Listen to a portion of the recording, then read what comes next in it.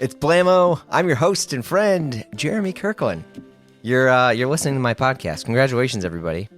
How we all doing? I am. It's summer now, and I'm continuing to navigate cicada season. You know what I'm talking about? These big ass bugs. It's not pretty. Have you all heard about this? This is like a rare occurrence that happens in the Midwest, like every 13 years or so. By the way, cicadas are called broods, which is already messing with my head. Like, I got to process this for a moment. We're going to talk about the pod, but there are billions of cicadas outside my window, and it looks like a plague. You know, I'm trying to go for a run, and they're so loud that my Siri is getting triggered on my phone. I'm not even kidding. It's nuts. I had to disable it. Either that or it's just, Siri's being Siri. Look, man, I'm just a dude. I'm trying to stay healthy and get a fit off. It's like, leave me alone, bugs. Speaking of summer, we all finding some good stuff? I'm not sure if you're big fit or oversized fit pilled lately, but the new dye workwear dropped, and Derek and Peter get into it. It's so good. Look, I think of this a lot because as I get older, I'm continuing to try and find that classic fit in my wardrobe. Do you know what I'm talking about? Like classic clothing in the sense that I don't want clothes that are too tight. I don't want things that are too loose. And I look at different eras of me wearing clothes, and it's in one of those buckets. I've really been trying to find just that very classic style. And to be honest, I just want to be in brands like Casatlantic every day. And have you all heard of this brand? I'm sure you have and have gone nuts on them already, because I sure did. And guess what? Their founder, Nathaniel Asseraf, is my guest this week. Isn't that great? We did it, folks. And man, this was a fun pod.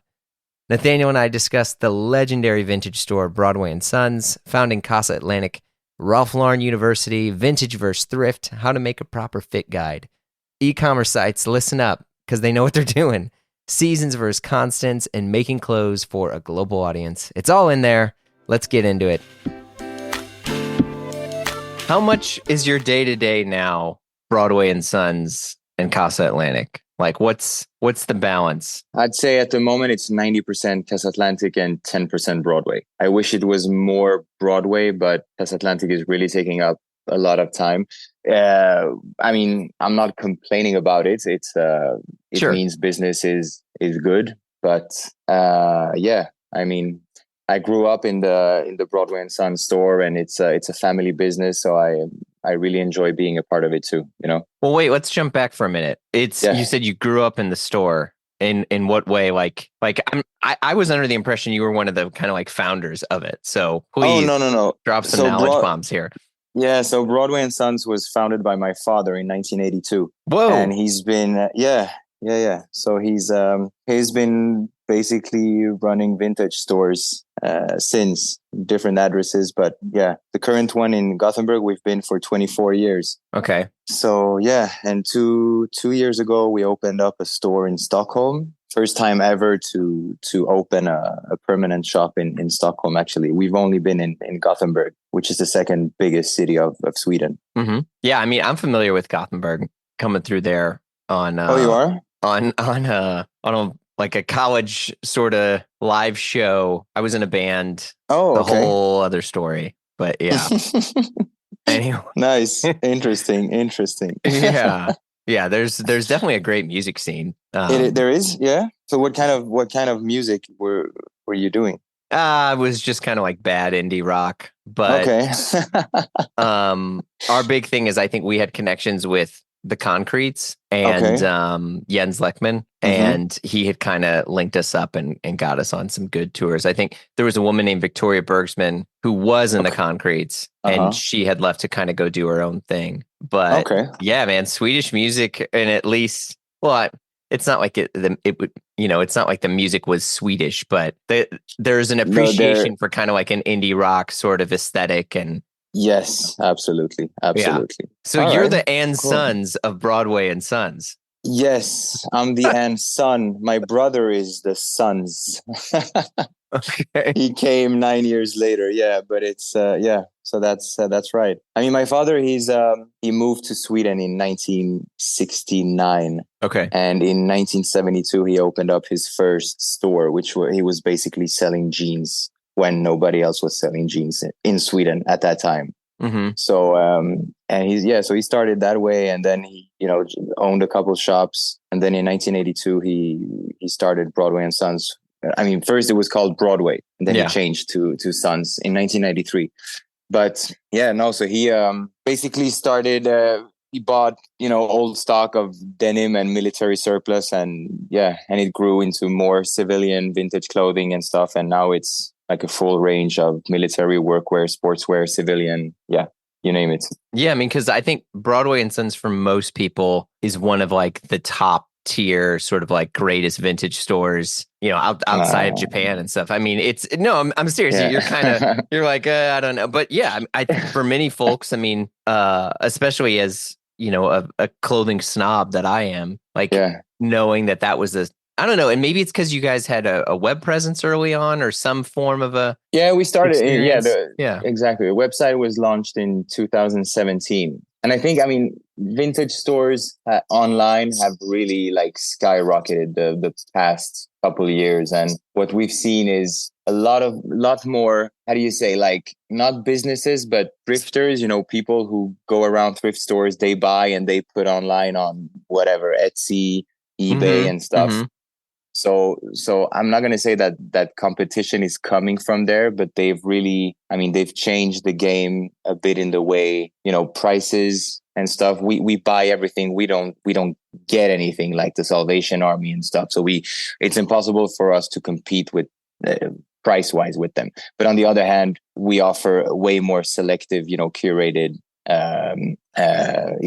inventory. But what I was saying, the private, the persons who buy in thrift stores and sell and don't go through a company, basically they just get all the money for themselves. So they don't pay, employees, electricity, rent and stuff like that, and taxes, of course.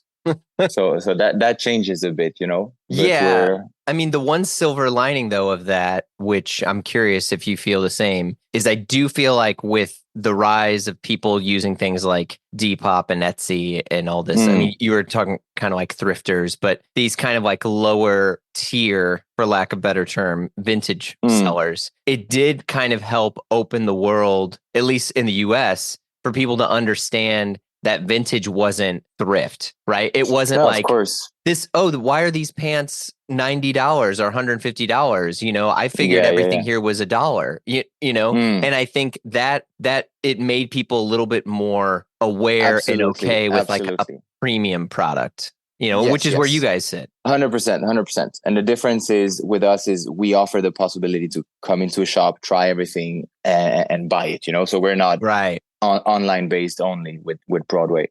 But no, I mean, you're 100% right. So you grew up in this environment and in this, store, it sounds like. I mean, as it being a family business, when did you start to understand that what you all did was really unique? I mean, Gothenburg is a small city. There were never many vintage stores around. And I think I started to understand when I moved because I was living in Paris for 2 years between 2016 and 2018.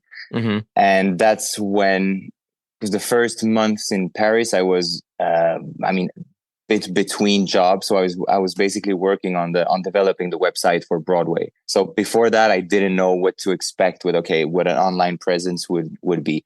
I started to understand when we launched the website and noticed that we were able to reach out to so many more people, and people were starting to follow us on Instagram, and it just spread, organically. So we've never been big on paid marketing and stuff. We've just been, posting whatever we get, and it's been spreading from mouth to mouth or ear to ear. What do you say? Sure. Yeah.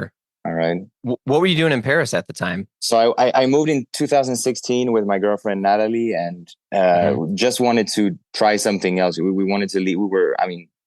We are young, but we were very young, and we just wanted to get an experience. I have family in Paris, so we decided to move there. And a couple months in, I got a job at Ralph Lauren, the flagship store in Saint-Germain. So I was working at the polo department there. Not bad. For 2 years. Not bad. Yeah, it was I think the best experience. Yeah, until starting Casatlantic. Yeah, I So was gonna say it sounds like all these things were, perfect stepping stones into getting your own brand in the sense that you get this understanding of quality, mm, and appreciation for vintage and how it informs design. And I mean, and then you go basically to Ralph Lauren absolutely. University.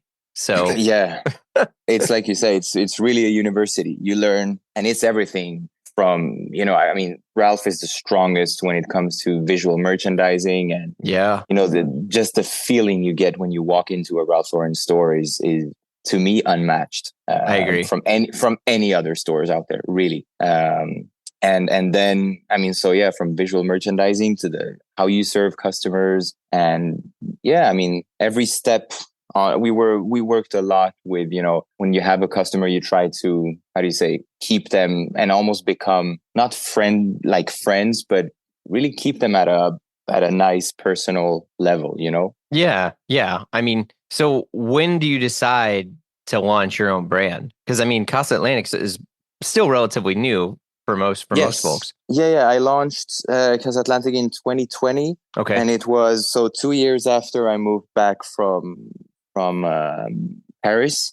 I Yeah. started, of course, directly working at Broadway and Sons, and I mean, we noticed a rise in demand for higher waisted, wider pants, pleated, if you wish, Hmm. and we offered a lot of those, but in like military surplus, so we would have officer chinos from the US Army 1950s, would have fatigue pants from the Vietnam War, would have British Navy pants from the 70s, Italian, you name it, everything. Hmm. But the only problem we had was the stock we were able to find was always super limited. I would get, I don't know, 10 pieces in a size 30 and maybe nothing in 32, 34. Then I'll have 50 pieces in 36, and so on.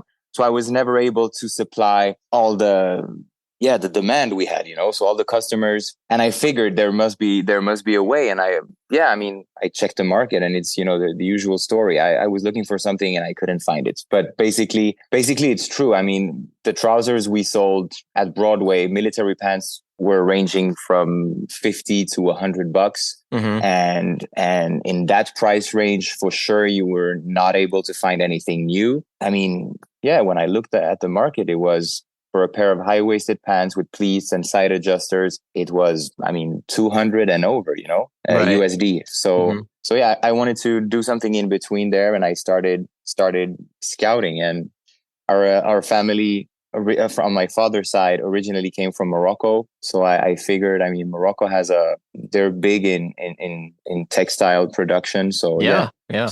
I went to Casablanca, and visited a couple of factories and started working with them. I mean, that's pretty incredible. I mean, Yeah, because I think a lot of people, it's like, oh yeah, like I can tell you there are lots of holes in the garment industry and fashion industry, and there's a lot of good spots to yeah. do it. But I mean, I'm not running and doing my own brand. I mean, you went and did that. I think I just had a clear vision of how I wanted to do things. And basically I had all the stuff in front of me in the store, so I was able to get the fabrics right, Hmm. the feel, the fit and everything. So yeah, that helped a lot. I mean, I'm not saying I wouldn't be able to do it without Broadway and Sons, but certainly not the way we've done it. That's for sure. Yeah, I mean, and I do think for most folks, your lookbooks, the editorial, the styling. I mean, it's Mm, it's through the roof. thank It's you so really, much. really, yeah. I mean, where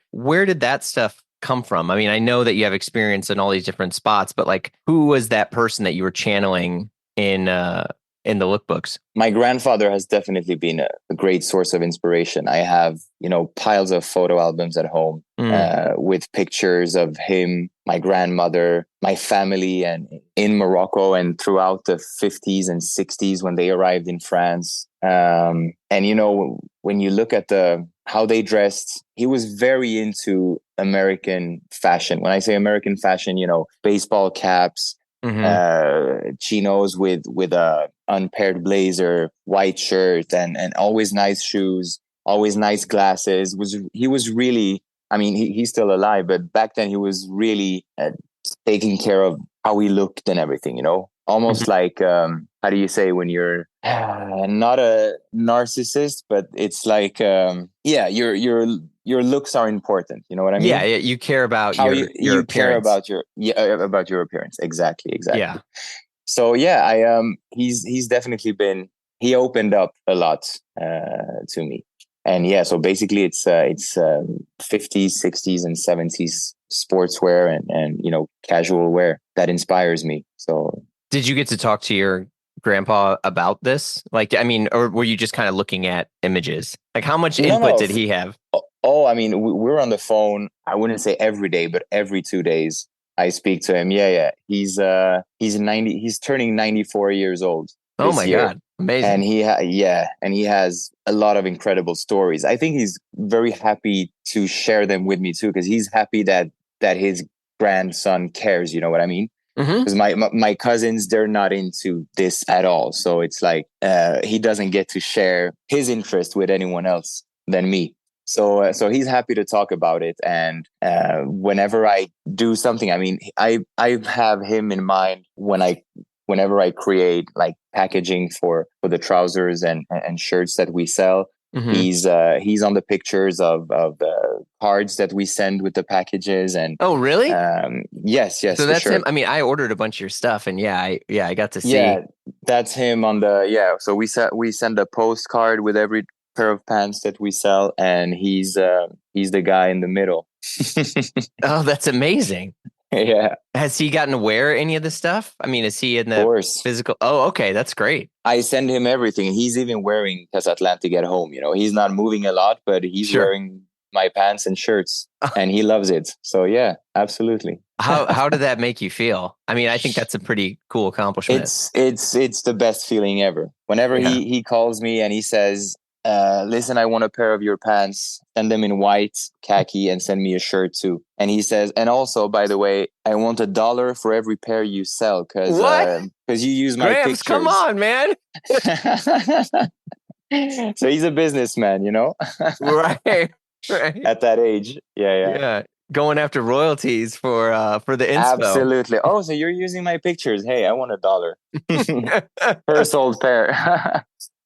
Yeah, Yeah. he's a comedian. What has been like some of the biggest things that you've been learning, like that contrast the difference between, running vintage at Broadway and Sons and now manufacturing and running a full-fledged, ready to wear brand? What I've learned from it. Yeah.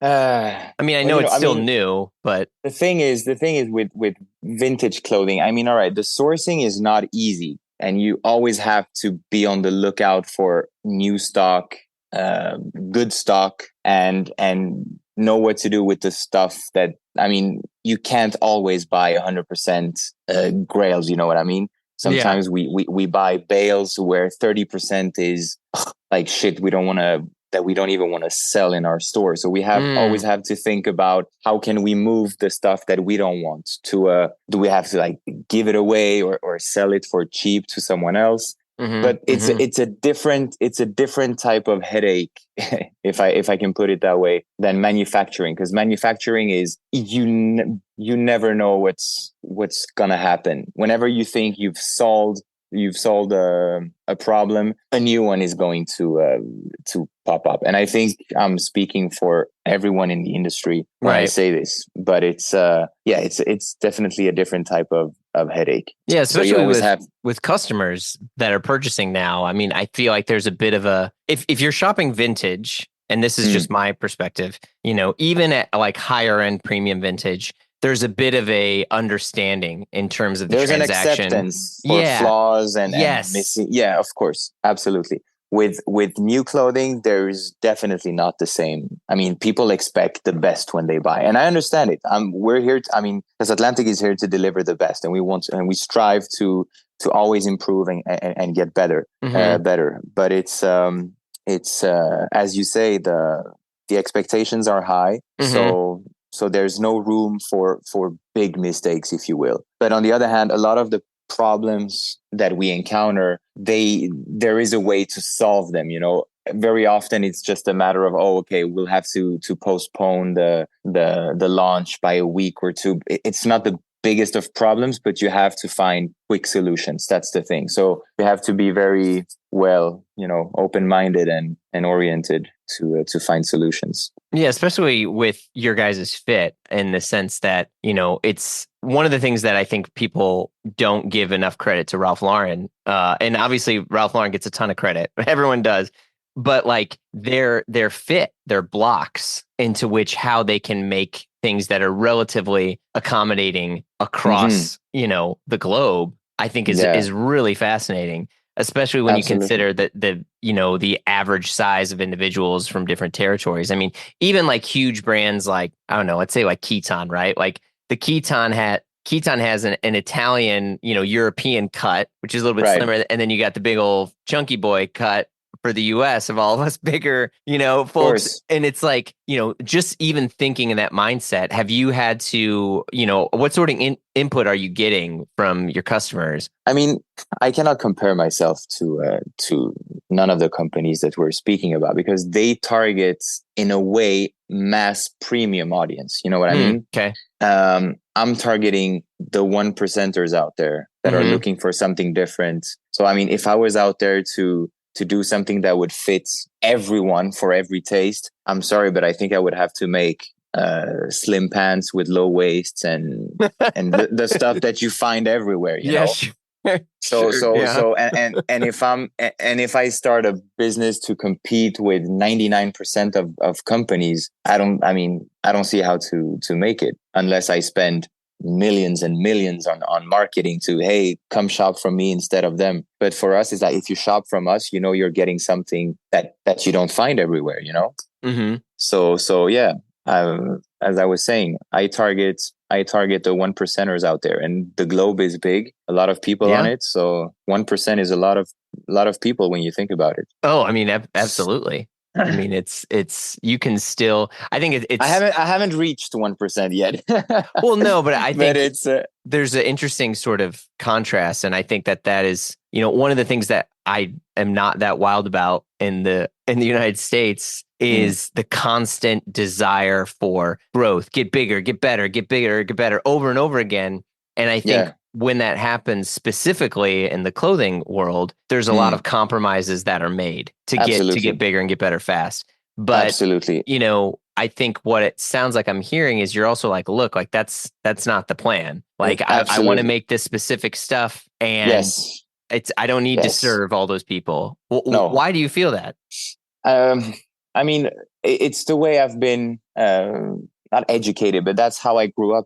I grew up in a family business, if you will. My father never had partners or investors, or he's been self-funded since day one, and that was the idea that I have. So I've been self-funding Casatlantic since day one, and today we are 100% self-funded. Really? With no investors or anything, and I'm not even out there to find any, because as long as we can work on the scale that we're working and slowly grow, I'm happy with it. I mean, I'd rather be here in 2050 than doing an exit in 5 years because someone offers me a ton of money. I can say that with the hand on my heart that Casatlantic is a lifetime project that I have. Yeah, I mean, I think that's really beautiful, and I always, encourage that to other brands and stuff in the United States, because I think sometimes, when the focus is more on just growth, there's so many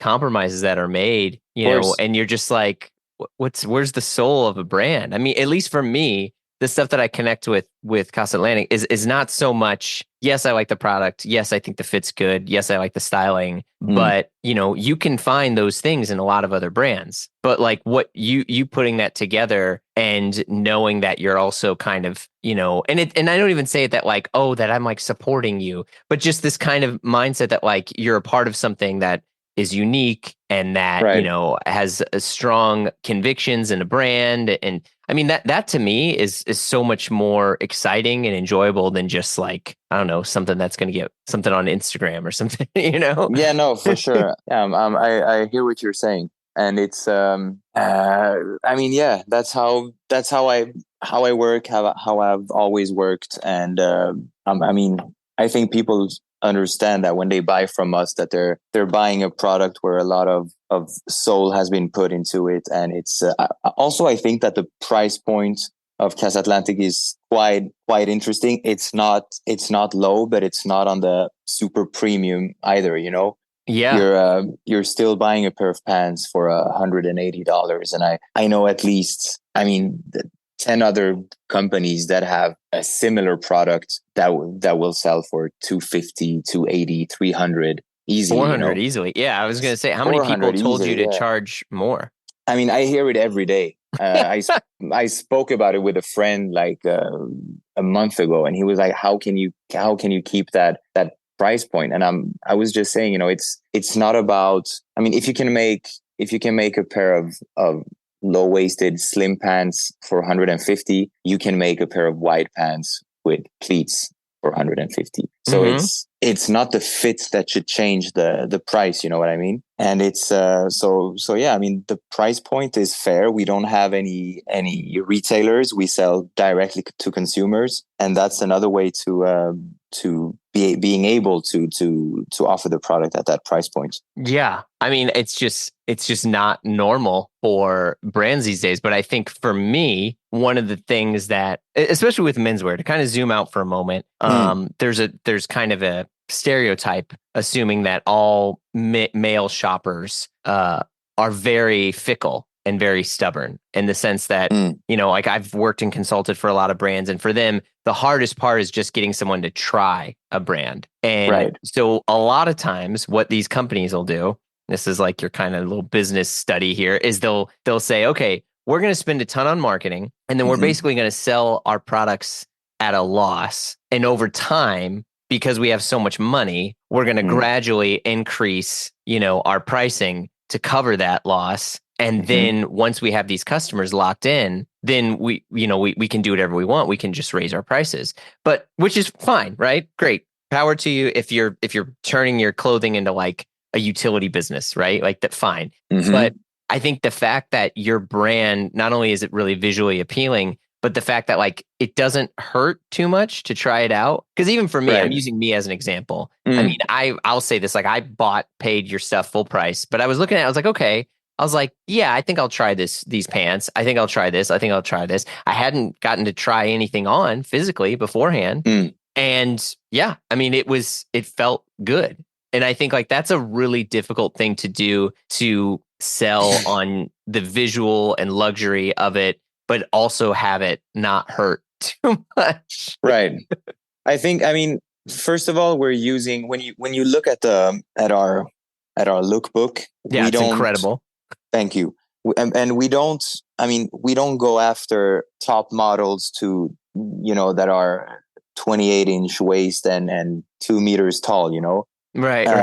Our model is Emmanuel is a very close friend, but he's around his 50s and he wears a good 32, 33 waist, 30-inch length. He's, I don't know in inches how tall he is, but he's just under 180. Centimeters. All right. So he's an average. Yeah, it's almost 6 feet. Yeah. Yes, and he's an average dude. He wears our pants. He looks good in it. He's not a top model. So I think a lot of people, first of all, can relate to that guy. You know what I mean? So that's the first thing, and then the second thing is, I mean, yes, you're selling online. There's no way to try the pants before purchasing. Basically, you have to purchase them, get them, try them, and then make a decision whether they're good or not. But it's about, the size guide has to be almost flawless. I mean, we're always improving it because we get a lot of feedback from customers. Right. Like, you should add this measurement, or you should provide this.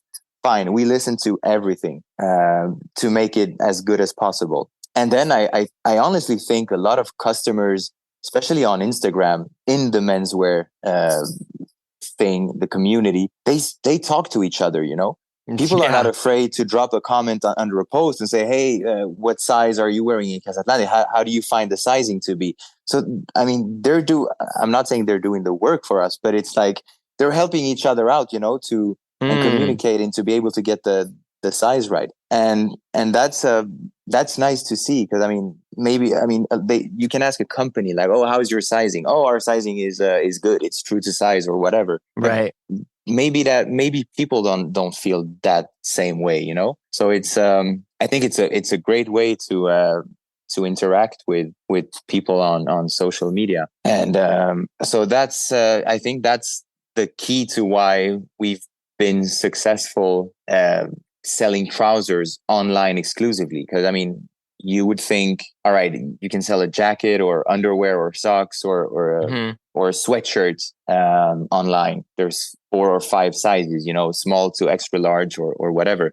But in trousers, it's like 6 waist sizes, 3 different lengths. Yeah. So it's, you know, 18 different sizes to choose from, and there's 4 different fits. So yeah, it's more challenging for sure. But I think, I mean, once you've tried it and found the right size and your right style, then you feel 100% confident when you order from us again. So Yeah, I mean, that's, where these other brands will basically, they're like, okay, look, we can never change our fit because the second that happens, I was doing a pod the other day and I was talking about how much I love Visvim, but Visvim, I think, is one of the most difficult brands to shop not in person because they change their fit all the time. And what I heard is that Hiroki Nakamura Visvim likes to be, he's the fit model and he likes to be what I think like size 3. And so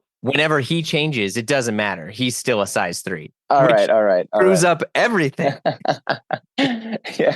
Yeah, I think, you know, another brand that's difficult when it comes to fit and maybe sizing, I don't know, but that's like Levi's. They still, Oh my God. I mean, Yeah. when you look at Levi's jeans, they've been making the 501 for, I don't know, 150 years, something, and the fit has changed like all the time. So Yeah. today it's like, okay, how are 501s from the year 2000? How are the 501s from the 1990s? And even in the 1990s, you find so many different cuts Yeah. from the same model. So it's the same there. I don't know. I think it's people are buying it because it says 501, not because of the fit, and that's why it's difficult for them to change. I think if the 501, if they changed the fit and named it 502 instead, sales would probably drop 95%, you know. Well, what's interesting is they did I Uh-huh. think I don't know if you remember this, like Levi's did a 501 CT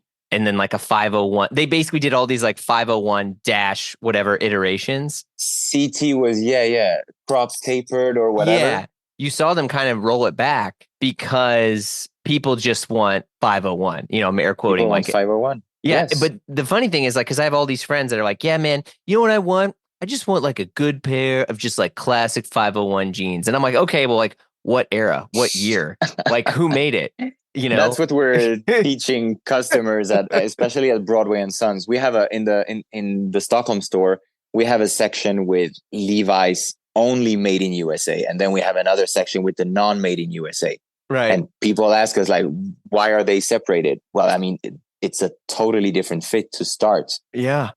So yeah, and today we have a lot of customers. They come in just to get the 501 made in USA. Everything is sorted by size. They can try whatever and buy it in full confidence, you know. I mean, I have these 501s made in Egypt, Okay. which are pretty great. And then I have these other 501s made in Mexico. I have 501s made in America. And I'm not going to lie to you, I think they're all fine. Yeah. There's nothing bad. I put them on. They work. My legs fit in them. Yes. And I mean, Levi's not made in the US. There are many great alternatives. I mean, I've seen really, really good Levi's 501s by looking at them. I would say I would like put all the money I have, like, this is made in USA 100%. Yeah. And I look at the tag and it says made in Turkey. So the really early ones, they would make them in Turkey. They would make them in France, Belgium, the UK, Poland, and they look really, really good. I think they started to decline when stretch became a thing. They started to mix up elastane in the trousers, in the jeans, and I think that's when they started to change the fabrics they use. Because to me, a pair of 501 should be sturdy, almost a thicker denim, Mm-hmm. and the more modern one were like almost like paperweights and Yeah. laser washed and everything. So that's what didn't look good at all. But no, as you say, Egypt, Turkey, Poland, UK, France, they're all really, really good 501s, 100%. And so this kind of connects the dots though, because I mean, you've at least seen customers who have you've had to walk them through these sort of like journeys of understanding fits and understanding, because the biggest thing Sizing. I want to call out is on the Casatlantic website, you have a fit guide. And Yes. I think it is the best fit guide of any company I've ever seen. And I'm going to say this for listeners, because if you go to the site and it's like you have the same picture, Yes, same shot in the same place, person is wearing the same pant, That's me. from the same distance, and it says, and it goes from widest to most narrow across. Yes. And it's like, and then it shows the like the waist and the rise, and then it explains what's different on each rise, and then you get another angle from the side, and it tells you whether there's belt loops or and then you see the seat, and then the length and the leg opening. Like, this is, I don't know why for so many brands they don't do this or they don't think about this, but I think for me this is so important, and I'm curious how much of designing this guide had to do with your experience at Broadway and Sons. Not only at Broadway and Sons, but it had to do 100% with the feedback that we got from customers. Like, people would, and by the way, I just wanted to say that's the nicest compliment someone has ever given me, to say that that the fit guide is the best that they've seen. So thank you for that. But true. This fit guide is quite new. We haven't had it for a year, but it's based on the many emails that we got from customers who were literally asking what's the difference between El Jadida and Tangier, for example. And I'm like, can't you see that El Jadida has a flat front and the Tangier has double pleats? But I think before people really take a close look, they ask, just to be sure. And I thought, if that could save us a couple emails a day, I would rather spend a day and make this fit guide that walks you through every detail of the pants. Yeah, I think it's quite clear. It's I'm very looking at clear. it. I think the fact that you're also wearing the same shoes and the same, fabric and pants in the fit guide helps a ton, because we even had other to ones do it. Yeah. Because from the lookbook, some people couldn't tell the difference. So I said, all right, to make it even more easier, we have to use the same shoes and same shirts. And I'm looking at it right now, and it's Right? indeed It's quite great. clear. To me, it's good. It's good. Yeah, and For I sure. think, like, for someone like me and other people and people listening and stuff, like, the biggest hurdle with trying a new brand is is the fit, and just knowing, because there's a lot of people who I think will take the risk of whatever financial thing you have to go through. Or artist, not businessman, and you have to be both, unless you want a partner that does the business part. But again, working with partners is not always the easy thing. I think I have a mix of both. Like, I know how business works in a way. I'm learning every day, but I understand it. And on the other hand, I want to learn, and I'm really interested in knowing how construction of clothing works. And so I'm eager to just get so much information from it and learn. So it's you have to do it that way if you start small, Yeah. and want to survive. So yeah. When you're making your sort of collection, are you trying to do things like for every season?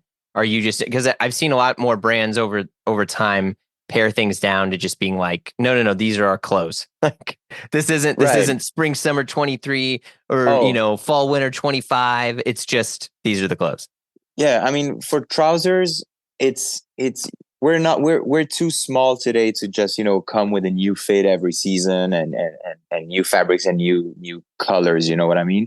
So we have to keep it in a way structured where, all right, these are the fits that we offer, these are the sizes that we offer, and then we can play around from season to season, maybe with a, let's say, a linen fabric for summer or a wool fabric for winter. But the basic still have to be like, we need to have to keep how do you say, like the cotton pants that we have, they need to be in stock continuously. That's like that Oh, has to be like our core collection, you know. yeah. Because we don't, the thing is, when we manufacture, we don't like restock, you know. I cannot just call up my guy and say, hey, I need 100 pairs ASAP. It doesn't work like that.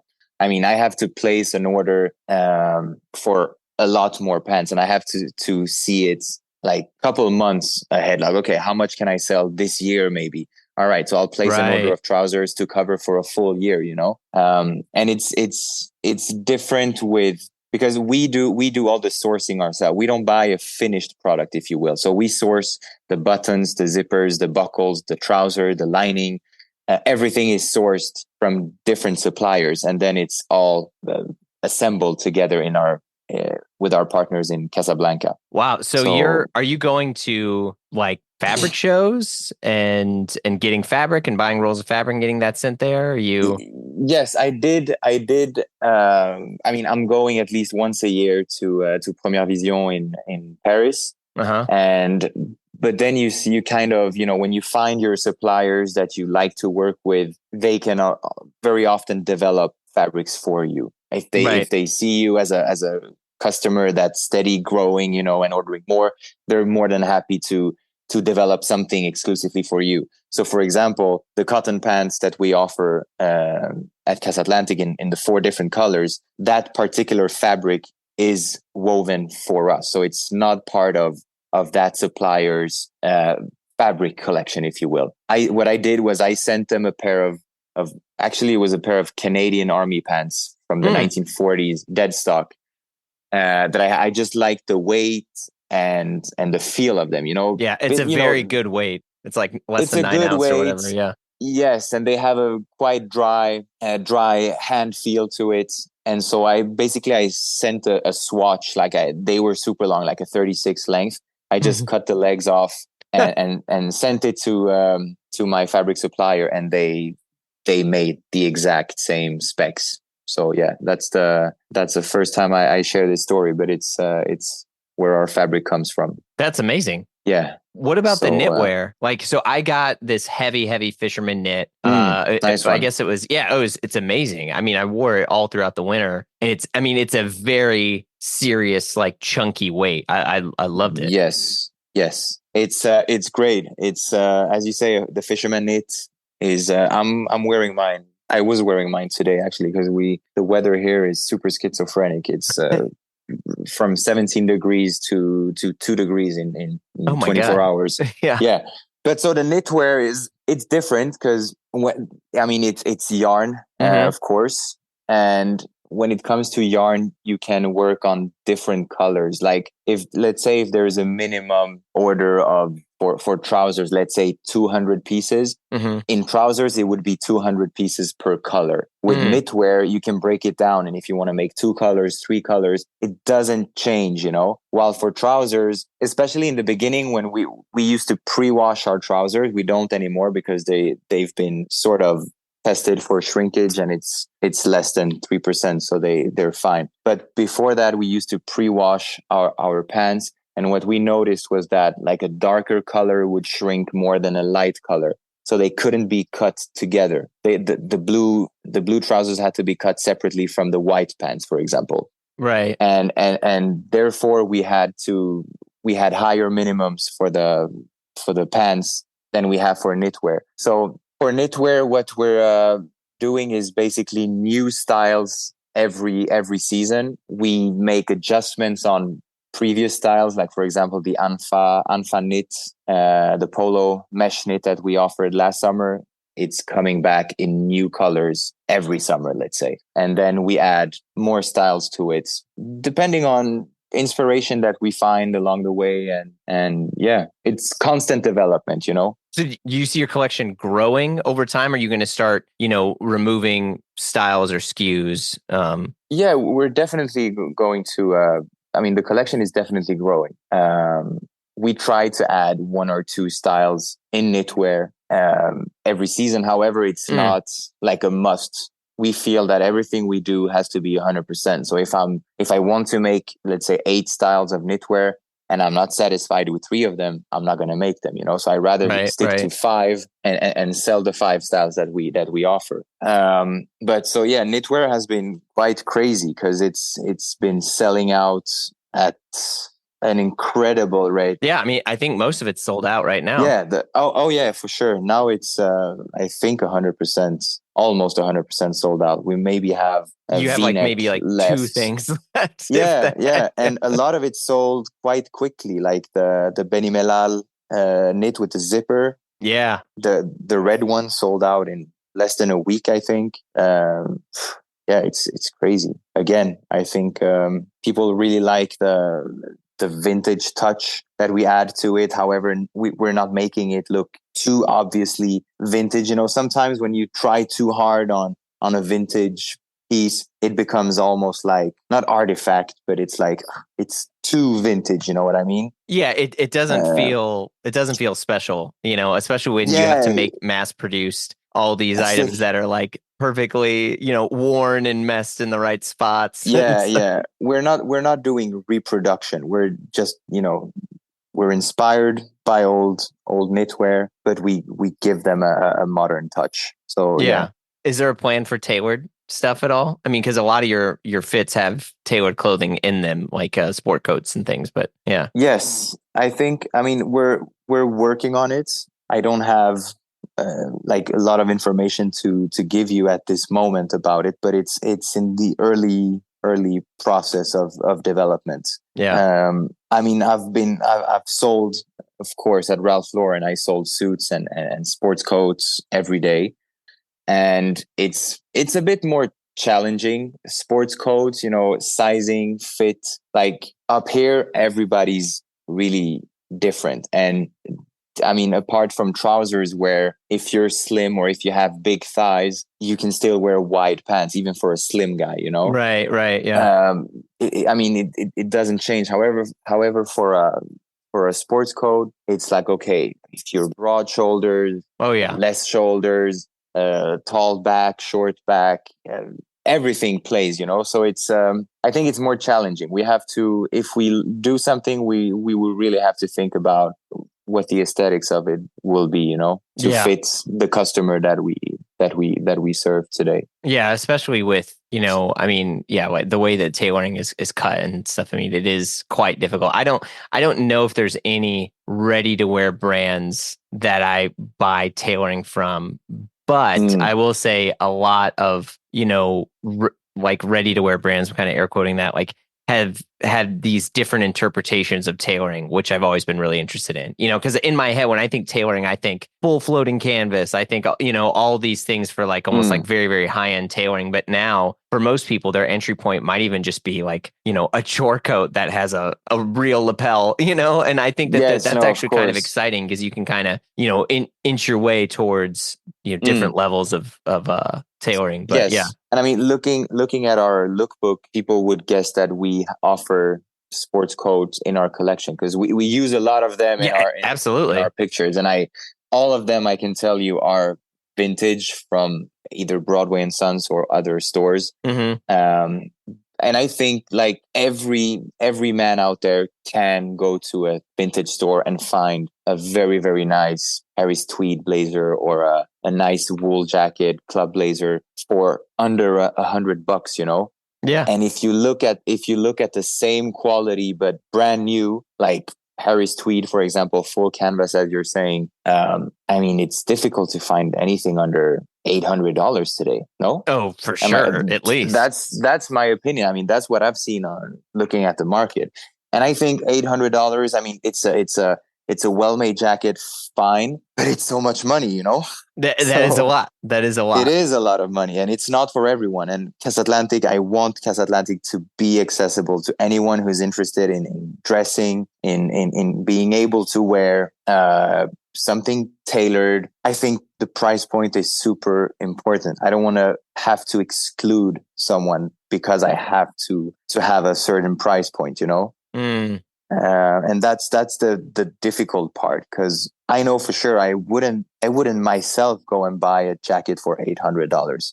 I can tell you, even if it's super nice, good looking and everything, I know from growing up thrifting every week, I would find my luck in a thrift store. So it's, yeah, I can't motivate myself to spend that much money on a sports coat. And then if I can't motivate myself, how would I be able to motivate someone else? Yeah, that's very well said. Yeah, with that being said, I think if Casatlantic and when we make sports coats, we will have to find a very good solution to that. Yeah. Price wise, and however, still keeping the quality at a high level. Yeah. We'll see. It's a work in progress. Yeah. What are the things you're doing to kind of just, tune out or detach from some of this stuff? Like how are you like recharging? I'm never really recharging, to be honest. I think work is like always on my mind. Yeah. And I enjoy it. I feel if I'm home for a day for whatever reason, it starts to itch like I have to do something. I'm quite restless, you know what I mean? And so at this moment, I don't have a problem with it. And you have any kids? I do. She's 7 months. Oh. And of course, I spend a lot of time with my family and with my daughter. But work is always here somewhere, Yeah. I'm always connected. I work, we work with partners in different time zones. They can reach out at any time. And whenever I see a text message or email, I have to read it. And once I've read it, even if I don't answer, it's on my mind, I think about it. And it's the way it is. I can't lie and tell you, oh, I'm recharging. Or whenever I get home, I put the phone on the side, because that's simply not true. That's my goal for myself, but I've, it is a goal to do that. But it's so hard, so hard. Yeah. I think that's also like maybe it's a self-employed thing too that people have, into which you're directly responsible for the fruits of your labor, for lack of better terms. So Exactly. It's like if you don't work, you can't just be like, oh, I'm going to call in, or I'm going to take some time off. I mean, then work doesn't get done. Right.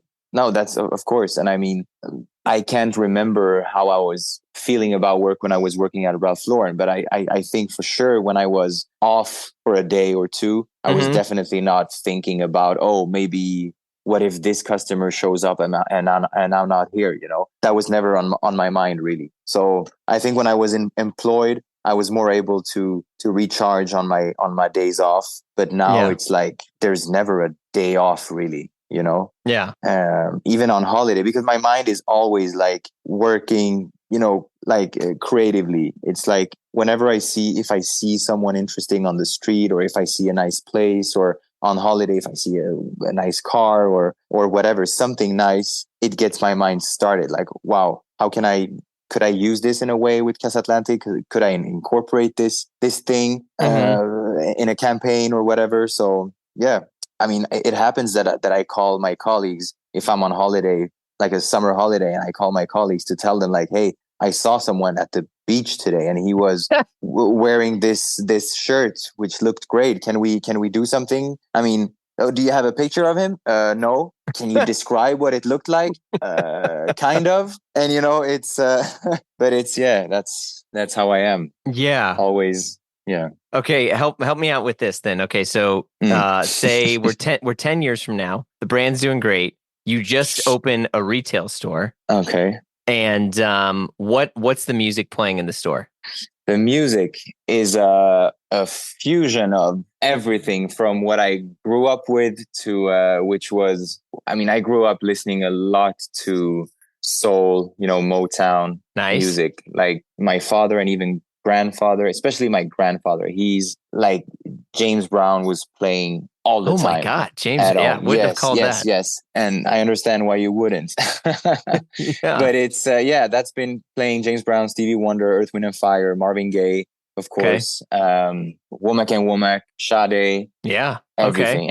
And there's a playlist on Spotify called Casatlantic, and that's literally the music that would be playing in the shop. It's everything: Arabic music, French music, Canadian pop from the 1980s. All right. Okay. Yes. And there's a movie on in the store. What's the movie? I would say The English Patient with Ralph Fiennes. Okay. That would there be you go. Playing. Yes. Where is that? So The English Patient is World War II It's the British Army. It's a lot of khakis. It's white shirts. It's tuxedos at night. It's I mean, think of a colored Casablanca, but times 10.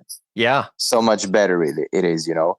I think it was actually shot many times at it won like Best locations Picture, in North Best Africa. Director. Yeah. I mean, it's a huge movie. What other movies did Minghella do? I'm looking at him. I'm not gonna lie, he hasn't really. I mean, he was the director of Talented Mr. Ripley, which many people would put up there because that was what he directed right after The English Patient. Yeah, Anthony Minghella. Wow. He did Cold Mountain, which I wasn't a huge fan of. Then another movie called Breaking and Entering, romantic crime drama. Haven't seen it.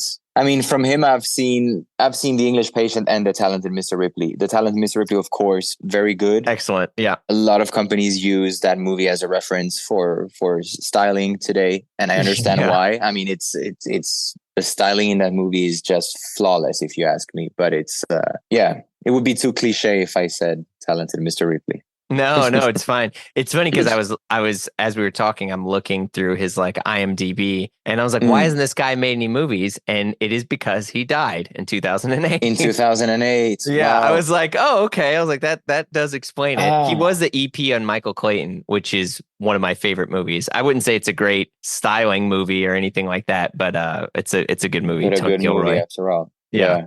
Oh, amazing. Interesting. Yeah. Well, all right, Nathaniel, thank you so much for coming on the show. This was a lot of fun. Thank you for having me. It was great to meet you, and I'll talk to you soon. You've been listening to Blamo. Our show is produced by Blamo Media. We're edited by Amar Lowell, and our theme music, as always, by the mysterious Breakmaster Cylinder. If you like what you heard, you know the drill. Share the pod with a friend. Leave a review on Apple Podcasts. Give us 5 stars or thumbs up on whatever other thing you're listening to us on, whether it's Dingledorp or Bing Bong, whatever it's called. But you can also follow us on Instagram for all the hot content. If you want to talk to us and give us your hot take, we'd love to hear from you. You can send us an email at info@blamopod.com. Last but not least, super ultra important, if I had a air horn, I would press it right now.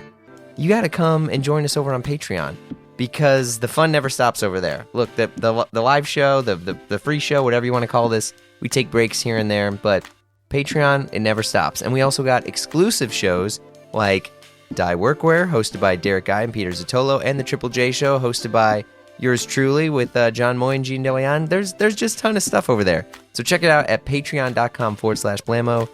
If not, no worries. We got hundreds and hundreds of free episodes in the feed, and more to come. So we will see you all soon.